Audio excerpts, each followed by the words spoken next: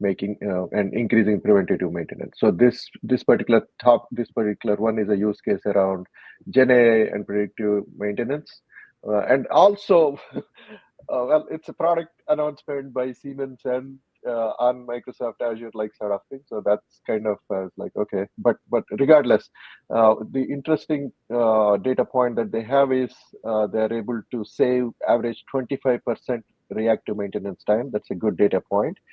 Not only that, I went to their website, Sensei Predictive Maintenance, which is from Siemens. They gave like a very interesting view of the whole adoption of Gen AI and scaling. All the thing is, they talk about not just one machine, but scaling it across the enterprise. So this is like good directionality, good use case for tech leaders to pay attention to and read. So I would say from that standpoint, it's at least important, if not essential.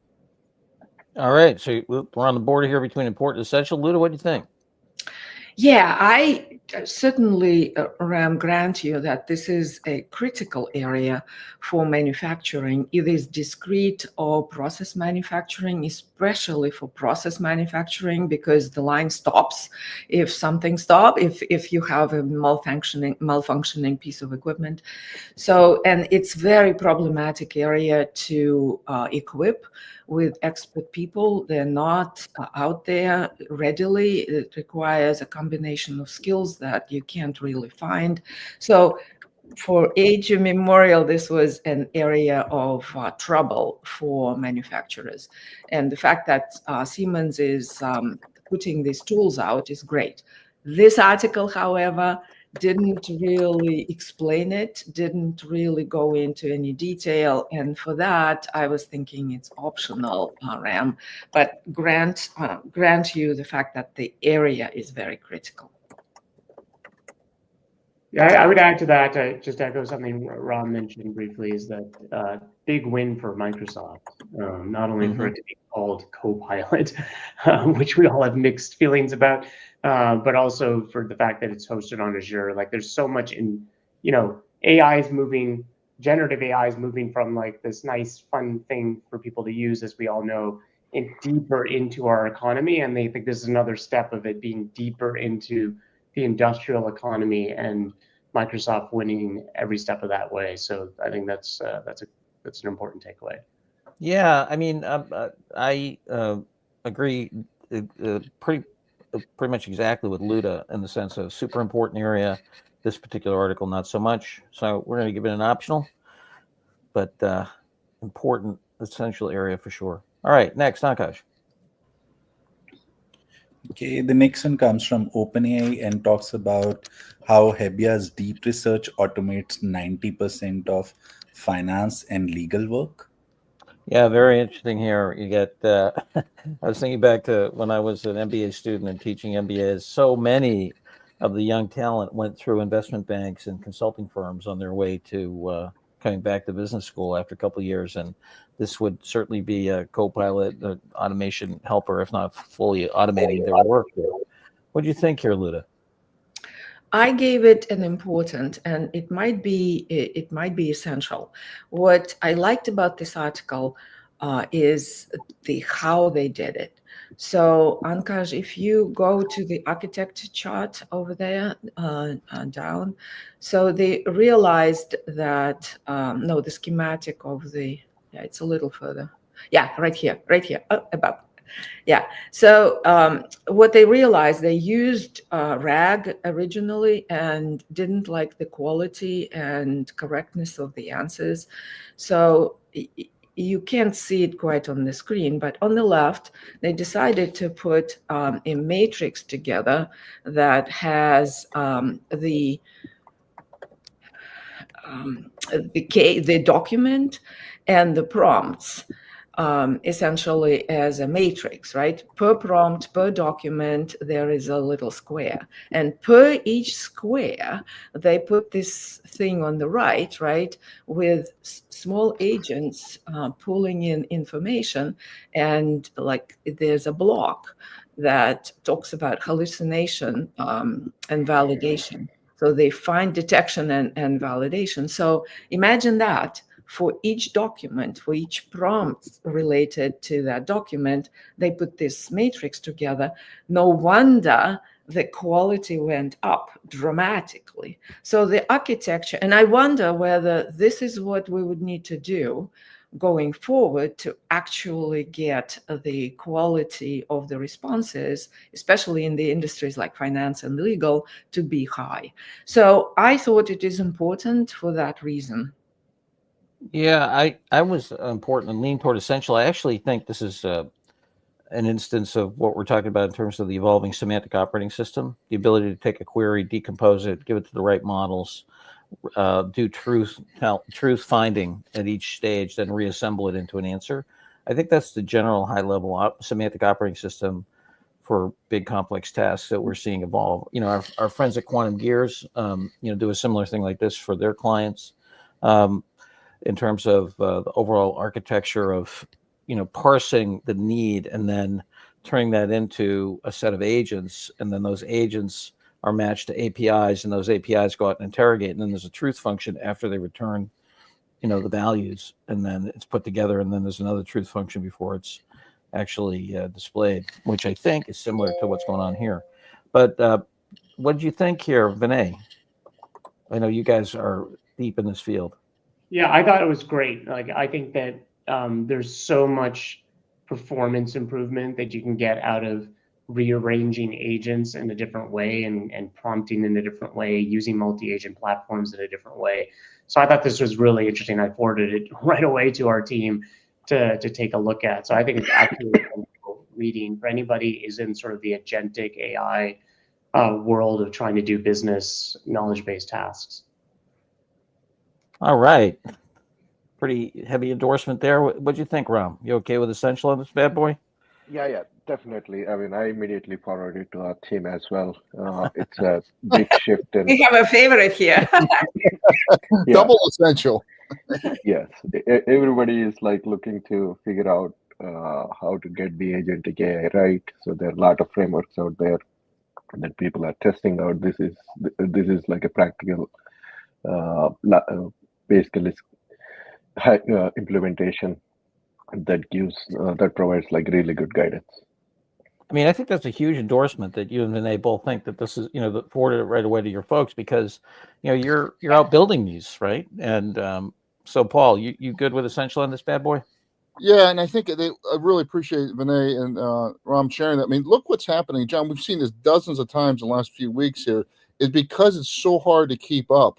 Having the AI leader sometimes in the business side realizing something, sharing it with their team is a really important part of staying current. So, definitely essential. Yeah, John, I want to pitch in, and maybe Vinay and Ram can talk about it as well. So I see what's happening. There are semantic trees that are hard to build, but if you do it well, that's an alternative to what is being done here. Here, it's a real-time agent checking the validity and has evaluators, but they're built as you go, right? So it's much faster and much quicker. But I think the semantic trees probably can be much deeper. So this will be the competition between two of these frameworks. Maybe there will be others, but these are very currently prominent frameworks. Yeah, I think it's interesting. And I'm not an expert in semantic trees, but I think that the hierarchical interdependence that's inherent in a tree structure, I think, is different. I think a lot of the semantics, especially in places that have real-time updates, like some of the documents here, are going to be more enacted in real time and kind of horizontal or network when you think about it, and that the tree structure is somewhat limiting. I mean, to me, I look at a tree as one projection of a network, and so then I think you get into a really interesting question of how much do you have to compute out the semantic structure to help the interpretation, you know what I mean? And you kind of get into Wolfram's work on that when he talks about the Rulliad, and there are certain activities you actually have to compute to actually understand what's going to happen. I don't think we're at that level of complexity on these things. I think of it more as inductive semantics in the context of enacted logic. You know what I mean? So put another way, I think there'll be competing architectures. Yeah, totally. Vinay Vinay probably has a view into it.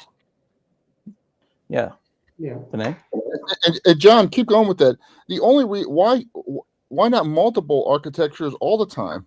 I mean, the only time there wasn't a tree and stuff because there was digital constraints on it. If you can have multiple trees and multiple semantic structures, more of a hybrid approach here. Yeah. Why do that?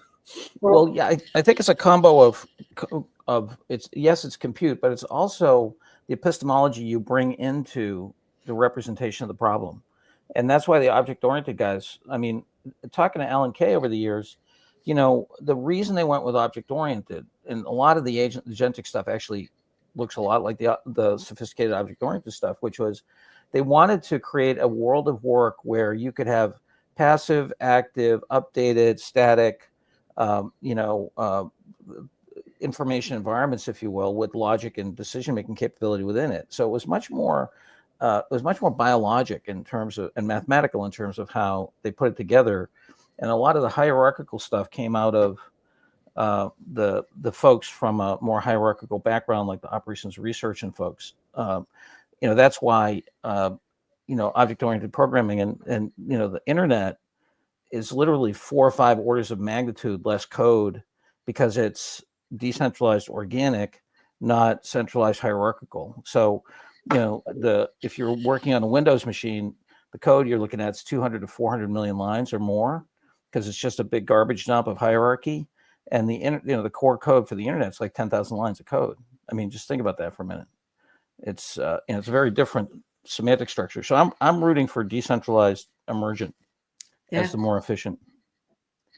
I think one thing also to add is that in a world of, if we just assume a world of super cheap and virtually unlimited compute, no reason why you can't be doing all these different approaches all at the same time. Sure. And having other systems review the performance of them. So you don't ever have to sort of tie yourself to one thing. It's, in the world of ubiquitous cognitive power, why not try all methods and see what's best? That's a very interesting when it comes to that. Yeah, I mean, they certainly went heavy brute force, on the neural nets for sure. I think it will make a difference what the algorithms look like, because the ones that expand, quadratically or exponentially, can consume infinite compute. So it's going to be interesting what the algorithmic innovation looks like, because that gets whatever, if we want to do it in human time. Cool, awesome, essential. Next. Okay, the next one that we have comes from Deep Learning AI, and they talk about LLM support for tutors. Yeah, this is an area I'm starting to get interested in and have a lot of passion for. I think if we don't figure out how to use these technologies to help people understand these technologies, we're going to have a societal problem. But what do you think here, Vinay? It's an interesting little story about using better tutors. Yeah, I agree with your general sort of statement that like this is an important area for society to figure out in terms of AI and education, how teachers and students best make progress. At the same time, though, I didn't find anything in this article that compelling and interesting. It was totally like, again, it was one of those things where I'm pretty sure if you're a tutor of some kind, again, if you were using AI, you were probably doing all of these things anyways. So I didn't find anything that interesting in it. I did, I think the one takeaway is that as we look at some of these more human-orientated industries like education and healthcare, it's really not going to be about replacing the doctor completely or replacing the teacher completely. It's going to be about scale. So how can one teacher or one doctor serve so many more people than they are able to do today? And I think there's a couple of good examples in this around how, as a tutor, you could increase your scale and effectiveness across many students by using AI. And they have a couple of sort of concepts in here that I think are worth looking at, but totally optional. I didn't think this was a big aha for anybody. All right, Ram, we're headed for optional. What do you think? Yes, it's definitely optional because it's like one, not a new concept. And I think Khan Academy is already testing it widely there. And also in our training programs that we deliver remotely, we integrated this I don't know, a couple of years ago and have seen like very interesting results in terms of the accuracy of support to the students. Uh, there are generally a lot of use in terms of uh, providing better support and reducing the cost, but the topic itself is optional. Yeah, Luda, yeah, go ahead. Yeah, I was in the seat of an AI leader for a large company, and I don't know whether this is, however rudimentary this is, and no interesting new ideas per se here, but this is sort of fundamental to implement within a company, because like we talked about maintenance, these people are the retiring, right? To get them to train other folks is not a trivial affair. And I don't think this is happening en masse. So for me, this is a very important topic. And I get like a lot of women knocking on my door saying, where do I start? I want to know about AI. I'm a professional woman. I want to get going, right? So how do you get these people effectively and quickly into what they want to know using AI? So we need an approach like this. So for that, I was thinking maybe we should flag as it important for people to implement more of these in the workplace. But this article may be optional, but the topic for me is very critically important for the scale up. Yeah, interesting. I was disappointed in the results. They only improved the chances of somebody passing the test from 62% to 66%. And then the results didn't persist for the final exam, which I thought was interesting. Yeah.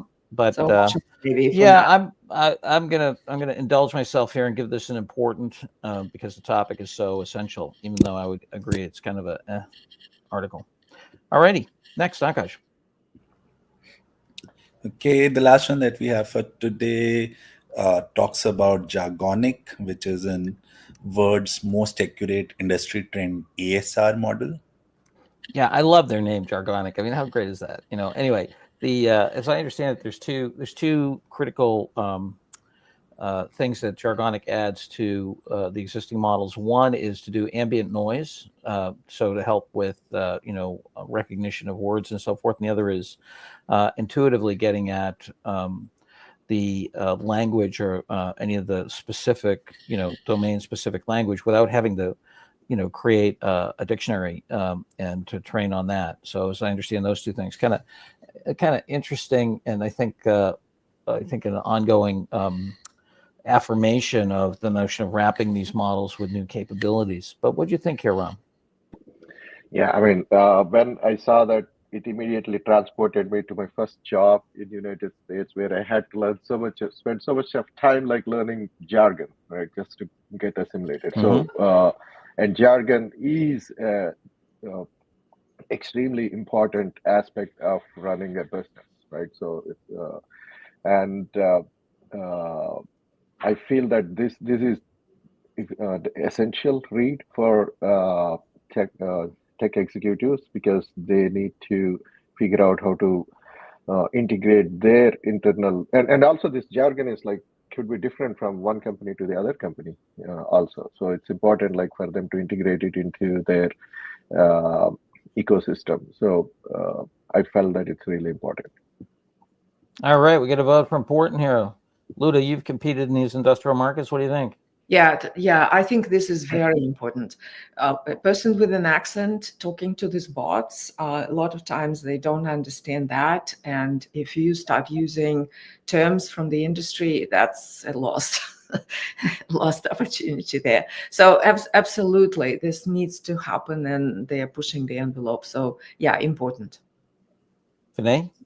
I thought it was just, I agree, important. I thought it was fascinating on how, as we use these models to do different things, that we're starting to mimic how humans actually learn in the behavior. We don't go through thousands and thousands of hours of training in our minds as a child to understand jargon. It's very contextual. And if you've ever sort of watched a foreign film and sort of followed along or didn't follow along with the subtitles, it's all contextual, right? And so it's just interesting to sort of see how we're rediscovering human learning patterns in these sort of artificial systems. Yeah, amazing. All right, important it is. Ankash, have you given us the top board, Paul? I'm sorry, I didn't ask you, Paul. I'm assuming you're okay with important. Yeah, I had it as optional because of product announcement, but obviously I will support important. One quick story: I spent a year in Japan working for a Japanese company, and half the time, Luda, I was just helping the Japanese understand the American jargon. They say, "Hit ball out of park." Why General Motors saying this? There's no ball. It was really that's funny education on me and how much that is a part of business, Ron. And there's such great baseball fans anyway, or baseball players as well. All right, any announcements or anything, Paul? We're coming up near the end here. Want to hit the 30-minute mark? Yeah, two announcements tonight. My sign up here. We have Boston. Can't really see it. Boston AI Week. We have 206. Or no, Boston AI Woodstock Boston networking event at Time Out Boston with 260 people signed up. And on Friday we have a planning session at our monthly call for Boston AI Week, September 26th through October 3rd, where we're going to have 100 AI related events throughout the city. All righty. So we have one essential. Sorry. Before I get there, any other announcements? Vinay, Ram, Luda, Ankash? No. Yeah. So, okay. Yeah. I just want to make one small remark. Like Vinay, when you're on this call, like last time you talked about AI coworkers. Since then, I'm seeing AI coworkers everywhere. So it's amazing. Yeah, this is great work you're doing. And Vinay and I are going to write some more stuff on that coming up soon. So we have one essential, heavy as deep research automation, 2 importance, and 3 optionals. All right, everybody. See you tomorrow morning. Have an AI day.